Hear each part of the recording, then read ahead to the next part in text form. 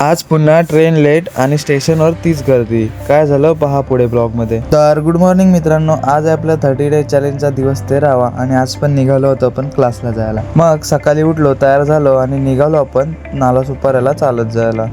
आणि इकडे आल्यावर समजलं आज सुद्धा ट्रेन 15 मिनटं लेट आहेत. हे तर आता रोजचंच झालं आहे. त्यानंतर पकडले आपण चर्चगेट फास्ट आणि पोचलो अंधेरी स्टेशनवर.